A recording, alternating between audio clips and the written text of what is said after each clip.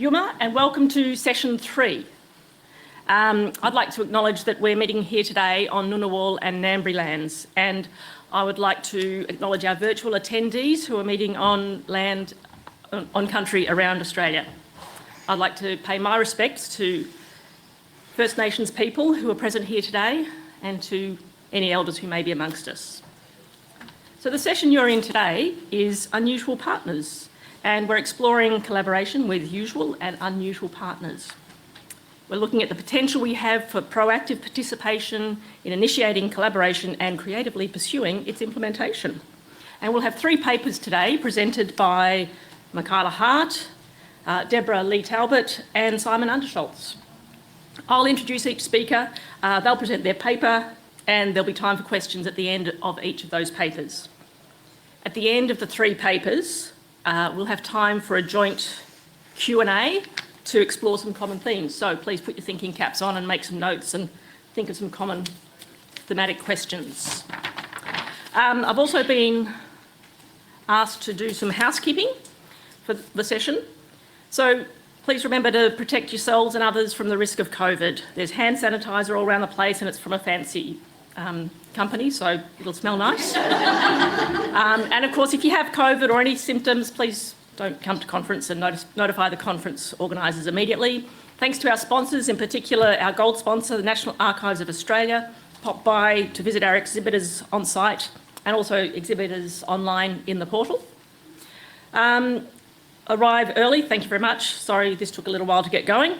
We're sticking to the schedule. I'll get a nice reminder from our friends down the end there. They'll hold up a yellow sheet to remind you you've got 5 minutes to go and then a minute to go, and then I'll jump up and stop you talking. Any lost and found to the registration desk? Dietaries, I've already found that, thank you. If anybody else has dietary requirements, that will also be labelled at lunchtime.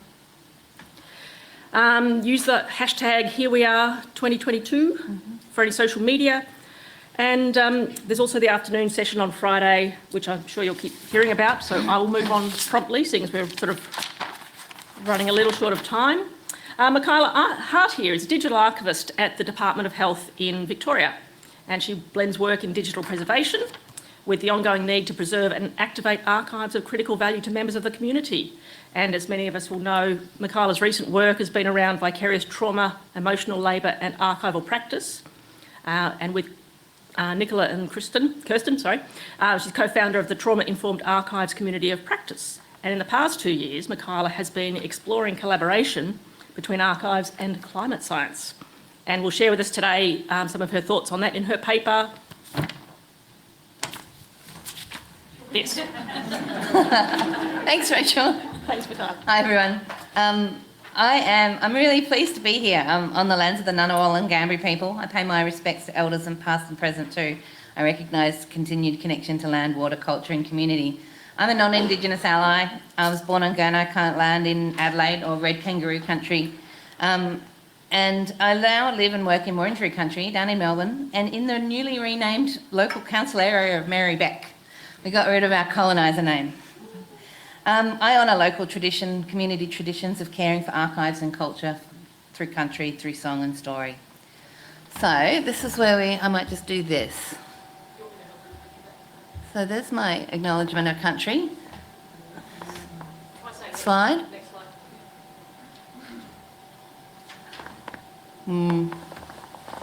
This is supposed to work. Let's see. No. Anyway, it's a picture. Next slide, please. My local swimming spot, which we might or might not get. But the next one is a Rebecca Solnit quote, which is, "Hope is the act you break down doors with in an emergency." So that's what we're here to talk about today. So there's a cognitive dissonance at play in our profession, where we work towards long-term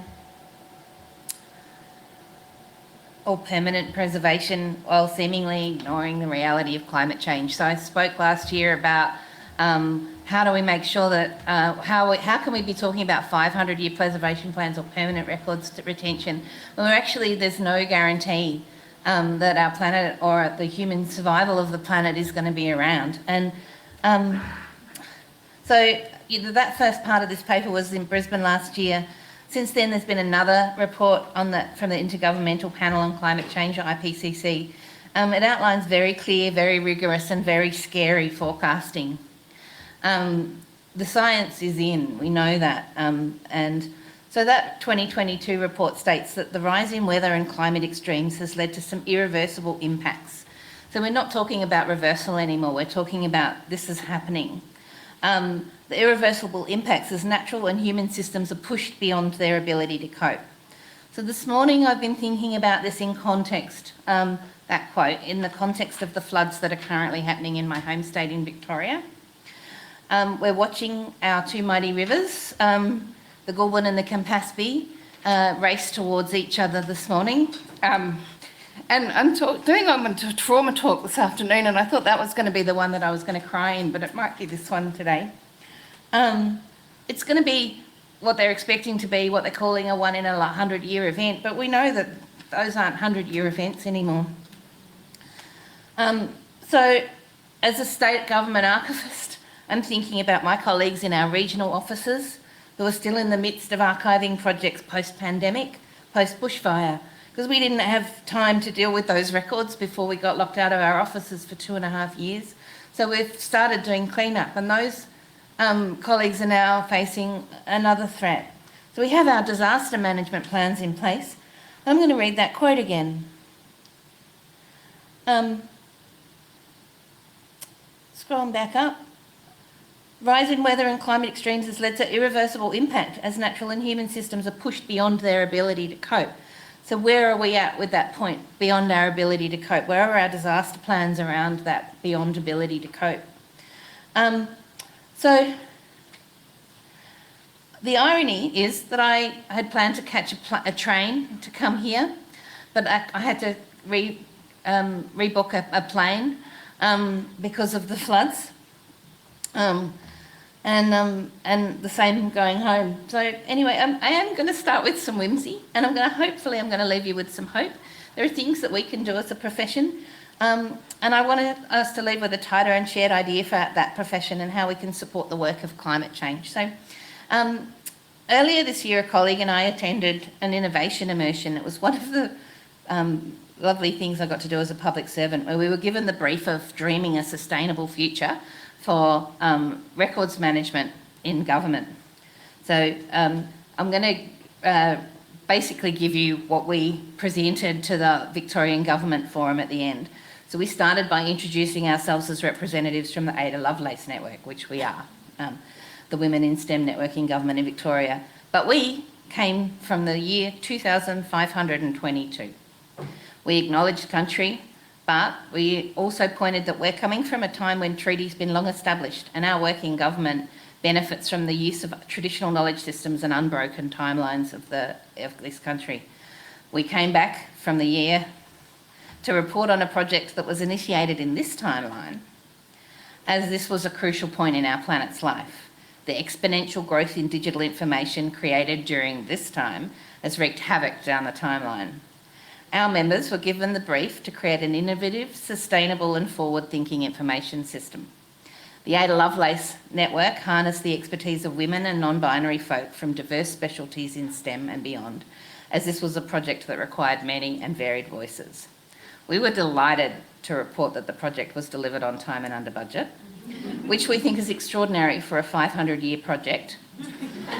Even in the future, government still works pretty slow sometimes. So we've brought with us, and if we can get the next slide up, next slide. We had 2 prototypes that we created during that workshop. We got to craft on paid time. It was amazing. And we submitted. We were planning. We will submit these to the archive as a permanent record of our achievements. So the prototypes represent the activation of the mycelium network as a secure and stable information platform. We haven't used the cloud since about 2058 in this time. So during the project, scientists discovered that almost all plant species in the world were in relationship with fungi living in the soil. The fungi could connect the roots of different trees and other plants to create what's called a mycorrhizal or mycelium network. And trees use this resource to communicate and share resources. I hope most of you know that's not science fiction, that's science. First, the project required about 120 years of forest regrowth and rewilding before the mycelium was stable enough and distributed enough to start testing. We no longer had green spaces in our cities in the future. Our cities are green spaces, full of quality air, flora and fauna, and many that were on the brink of extinction during this time. The Mycelium Information Network, or MIN, some of my best work, is now capable of storing over 800 yottabytes of data. We future-proofed and built into the ecosystem unlimited capacity for growth, especially if the Mars forestation is successful. And that'll be one of our off-site storage repositories. One of the key mechanisms for delivering the project was the ADA Archive and ADA Aid and Archive, which, we only had a data craft, so we built a crown, which my colleague Nadine made this headdress. It allowed us to connect to the virtual ADA Lovelace network and its collective consciousness, and mine our information. This is the only form of mining in the future, by the way, data. So it's actually, this isn't just science fiction. I actually do believe that, we've got DNA storage repositories for data now, so mycelium isn't too much of a stretch. So I'm hoping that, that someday we'll hear that this dream has become a vision. So next slide. So I'm going to do a bit of a recap about what's been happening in archives, world and climate. So we've got Project ARC, which was founded on Earth Day in 2015. Project ARC is archivists responding to climate change. It's a community of archivists taking action on climate. We believe that the archivists, that those responsible for the preservation of history for future generations should be as passionate and concerned about preserving a habitable and safe planet for future generations. In 2018, Ira Tansey, who's one of the Project ARC cohort, did a study based on a database of 1,232 library and archive locations in America and North America. And they used the best available spatial data describing inland surface water flooding, temperature and precipitation change, sea level rise, and oceanic storm surge. And they mapped what the potential impact was to those repositories based on those 4 metrics. And they found that nearly every repository that was examined should expect climate conditions under which they currently operate to change over the course of the next 20 years. So, and I didn't go through the intro, but I'm going to talk about what our impacts are in terms of our repository management, and also some of the work that I've done with collaborating with scientists. So then in 2019, archivists around the world, we held climate strikes, teach-ins. We put together some very quick worksheets which are available on the Project Art website. I facilitated one in Melbourne. We sat in a pub on a blisteringly hot day and dreamed up a better future, which was fun, and I'd really love to do them again. In 2019, Archival World came together at the International Council of Archives conference in Adelaide. We're not talking about climate here, but I'm going to have a little side note, because this declaration, the Tandanya Declaration, that those of us that are coming to the workshop on Thursday, and it'll be talked about a lot, I hope, this week, already this morning by Kirsten Thorpe. The Declaration calls on the jurisdictional archives of the world to acknowledge and adopt themes and commitments of the Declaration for immediate action. And that responsibility is to reimagine the meaning of archives as an engaged model of social memory, to embrace the Indigenous worldviews and methods of creating, sharing, preserving valued knowledge, and to decolonise our archival principles with Indigenous knowledge methods, and to open the meaning of public archives to Indigenous interpretations. And that means the remodelling of traditional archival principles. Because I don't think that, I use the line, there's no climate justice without social justice, and that very much includes centering First Nations people at the start of the conversation. So since then, also the ICA has joined Climate Change Heritage Network. It's formed its own working group now on climate. Nothing really has happened out of that. It seems like those of us that are having the conversations haven't quite joined that yet. We'll hopefully join the dots. Conversations are happening at the International Council of Archives conference in Rome last month, at IPRES, the International Digital Preservation Conference. And next month, the Southeast Asia ICA conference is having a 2-day symposium on preservation and climate. And and I'll be at that. So we're starting to think about our methodologies. We're starting to think about how our profession needs to respond and can respond. So after last year's Brisbane conference, I'm just going to have a sip of coffee, I reached out to Dr. Lyndon Ashcroft, who did that fantastic keynote, and went, we should have coffee. So my call to her was to say, let's talk about how science and archives can better collaborate. Her paper was on the climate data that she'd used for her PhD research. And the first thing that came out of our conversation, and that first conversation was the reality that she did her PhD research, which is amazing, based on publicly available climate data. And we know, as archivists, that the publicly available stuff is the tip of the iceberg in terms of what's actually available. So not all government records are transferred to state archives. There are records being created within and on behalf of government that will never be archived and never be transferred to state authorities. Serendipitously, around the same time, I had a conversation with David Taylor at Prov, and I found out that he and Sebastian Gersillo had started doing a little side project to develop a finding guide that describes some of the records that are in the Prov collection that have got climate-rich information. So I'm hoping that the three of us will be able to carve out some time in the next year to do some more collaboration on that, and maybe write it up and submit it for Amanda Jones if Louise is in the audience.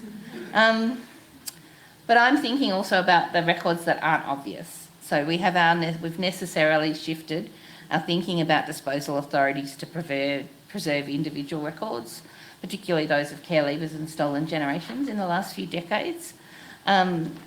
We understand the value of those records to the community more than ever before, and our work and our digitisation work, our retention and disposal authorities, all of our professional focus has necessarily shifted to actually support that work, to make sure those records are described and available, including my own work.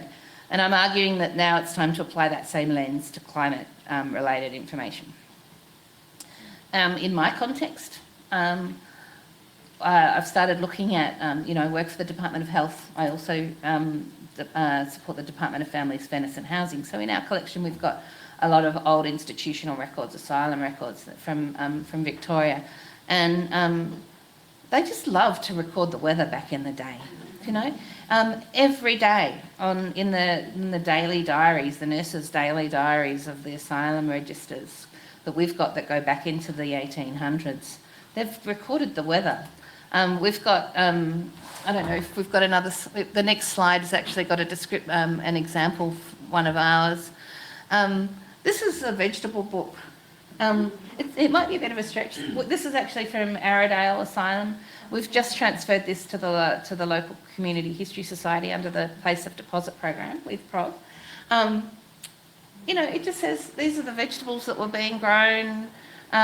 We know around that time there was a potato famine in Victoria, and in the asylum correspondence that associates this, it actually says, don't buy any more potatoes, they're too expensive right now.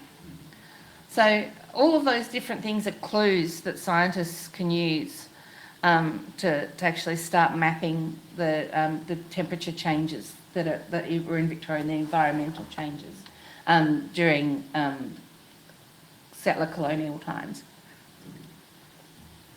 How am I doing for time? I'm going to... We're starting a bit late.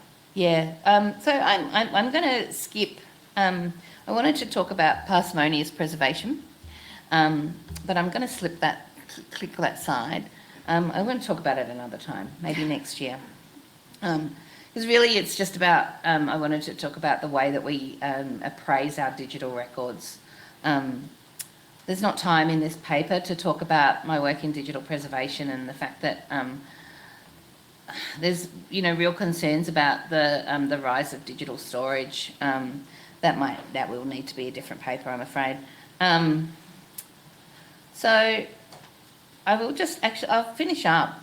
So Thursday, I really want to talk. When I'm at the Activating Tanzania workshop on Thursday, I really want to be thinking about how we use those principles and how we harness this conversation to save the planet. And next month, I'll be at that Southeast Asia Symposium on Preservation. It's hosted by the National Archives of Singapore, and it's fully virtual. So I'm attending that thanks to a Digital Preservation Coalition grant. I'm going to plug those quickly at the end because if you're a member of the ASA, you're eligible for those grants. So please watch out for the newsletter. I always put them in there. No one applies for them. So I want people to start applying for them so that we're using our membership.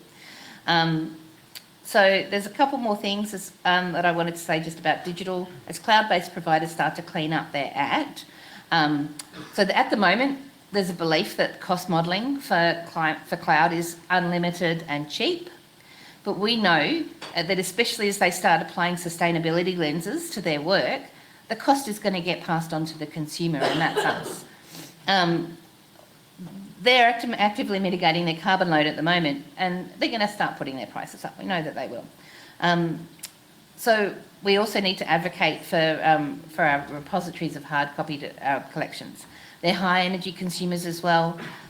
We need to advocate for them to be converted where we within our sphere of influence. We can and should anyway be doing that. We also should apply a climate lens to our procurement decision making, especially prioritising technological longevity over obsolescence in our systems. We need to urgently rethink our disaster management, to think back to that quote that I made at the beginning, like, when are we going to reach the point where our ability to adapt quickly is no longer? We need to make friends with scientists. I married one, so you don't all have to do that. And finally, I'm not suggesting that we all take to the streets or start gluing ourselves to the protected covers of priceless artworks. But what we can do is within our sphere of influence, in archival description, in appraisal, in advocacy, and in making our collections visible to the right people. That's me.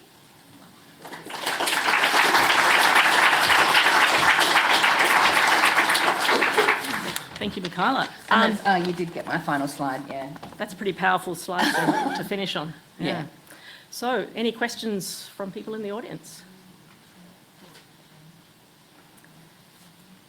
Perhaps I was going to hit me up later if you want. Yeah. Also, I was going to ask, how do we find where the climate data is in our collections? I think it's about just opening our minds to it and the serendipitous. I had a conversation with someone recently who just went, I've just had the Victorian Sports Club archives transferred, and I was like, did they take the temperature? And it's like, yeah, of course they did. Every Saturday morning, the local sports clubs recorded the temperature with the results of their team's games. And it's about opening our minds and actually going, well, okay, then next time I'm doing a finding guide for this, and making sure that and serendipitous conversations that we have with people in our daily lives, where we're hopefully all advocating for our collections. If we're in institutions where scientists are working on climate, making friends with them and saying, did you know we've got this stuff? Is this of use to you? We'll have some, in the next year, hopefully some examples of some finding guides that we've done, so that you can model that and just say this is the type of description. I'm continuing to work with Dr. Ashcroft around the types of nomenclature that scientists are looking for, so that they don't have to do the hard work of keyword searching and things like that. So, yeah. Thank you. Any other questions at the moment? There's one here. Okay, no. Sorry, not quite a question, more of a comment. I work for the Australian Turf Club in Sydney. Weather and the nature of the track is huge for us. And I know that the club has actually just started doing a lot more about the weather. They have sort of, I can't remember what they call it, but a weather cam that allows you to check out all the details about the moisture and things relating to the track. So I think there's actually some really interesting, sorry for using this word, synergies in sort of having that information available and having those serendipitous conversations and reaching out and hearing about what other people are doing. So I'd definitely be interested in hearing a bit more about how developing those finding aids and recognition of how you bring that alive in the collections that we hold. So thank you. Thanks. And there's another one here. in blue, not green, but that's okay. Sorry, yes, Belinda Hennessy from the National Archives. Hi. I just, again, it's more a comment, but it's just some of the things that you've brought up today. Sort of, it makes me think about our collection with the different lens and some of the priorities we've got when we're looking at our digitisation programs.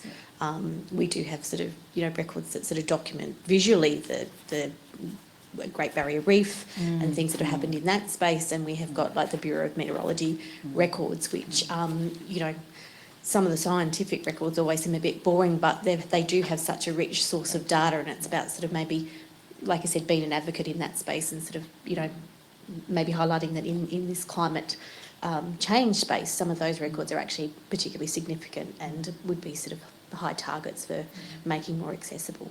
So I just want to thank you for making me rethink my lens on the collection. My work here is done. There's one other question there. Again, this is more of a comment. I'm also from the National Archives. I'm Kelly. I work in the WA office. And we, in the last 12 to 18 months, have digitised all of our weather observation records from 1830 right through to the 1940s, which are being used by the ANU in a citizen science project. So, yeah, I mean, I must admit, I used to think those records were pretty boring. But, yeah, it's fantastic that they're out there and they're amazing. So that's great. Yeah.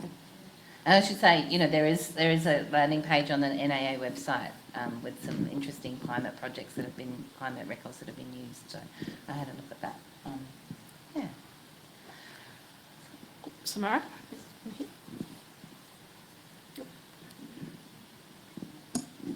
Sorry, again, Louisa, sorry. Yes, me. Michaela, thank you so much. One of my passions is finding different uses for the records I have within my collection. How great is that? And at Melbourne Grammar School, we were very fortunate to have sailing records going back to 1901 and 19th century diaries, which are completely focused on climate. So I might be hitting someone up for that digital preservation grant because, of course, as a colleague here was saying, that they're tedious records to read, but extremely valuable, so thank you. And to climate scientists, they're just, Yeah.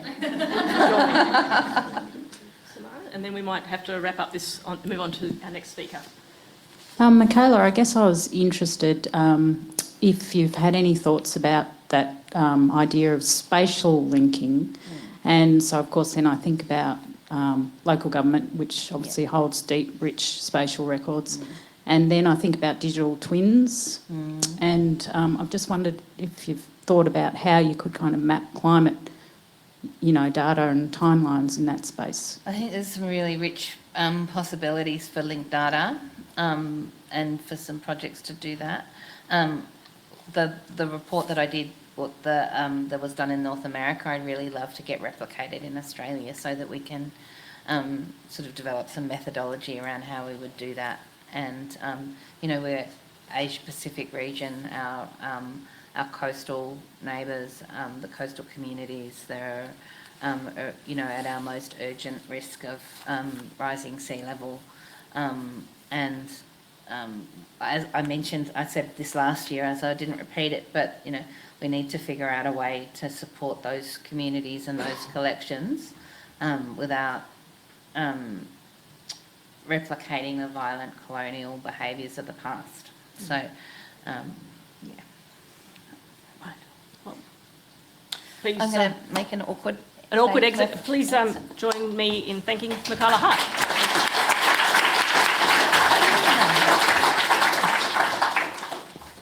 Thanks very much.